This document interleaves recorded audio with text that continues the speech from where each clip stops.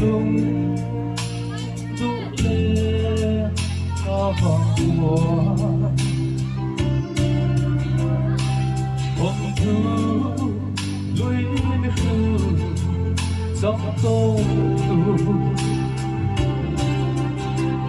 lung ruộng đến dòng chân bó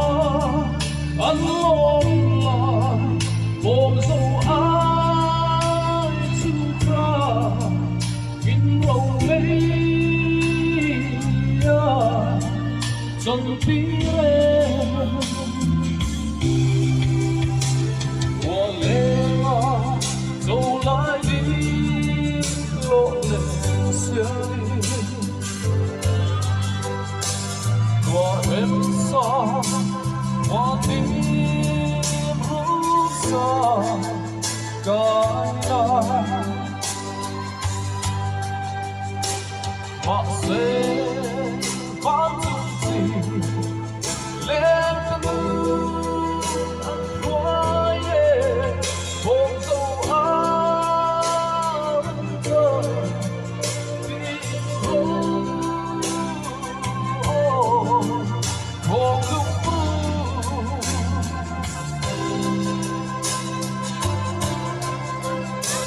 rằm xua suy thăng bó đời cô chút về ở đi thăng hiên về suy khó để đi du lung lên lâm tuồng phi nên đi ngã cứu vô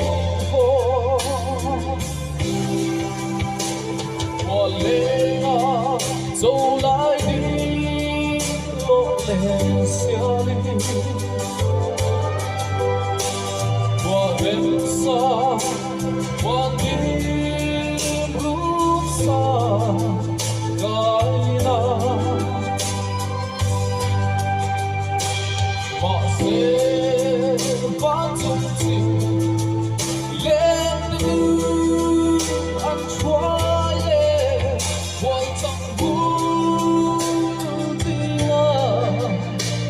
trả lời hồ lung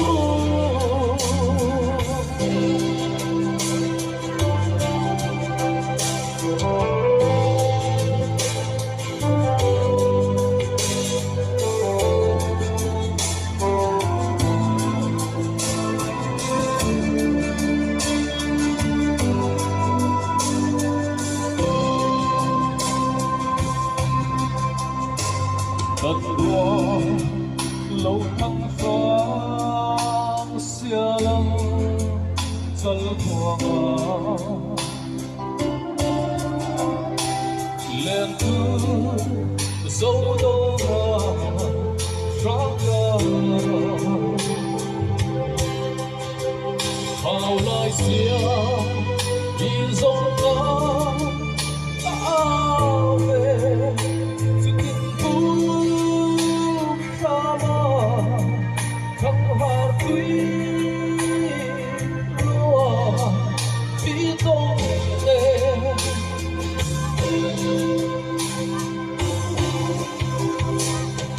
về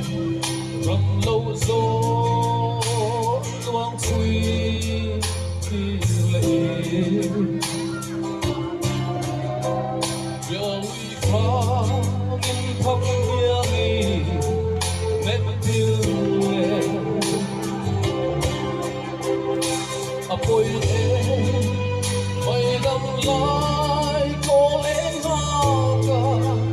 phong du lên hai chân đôi nắng lá về lên rồi lên dẫu lại đi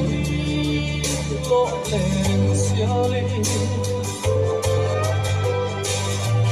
vết xa 我的路上该拉，我谁帮助自己，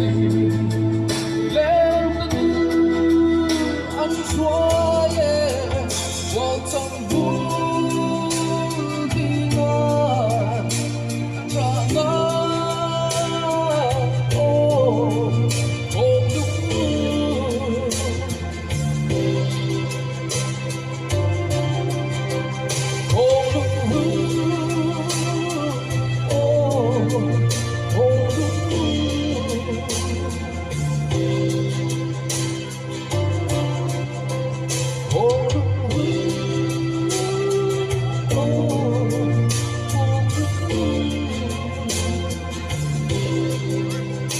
小龙妹。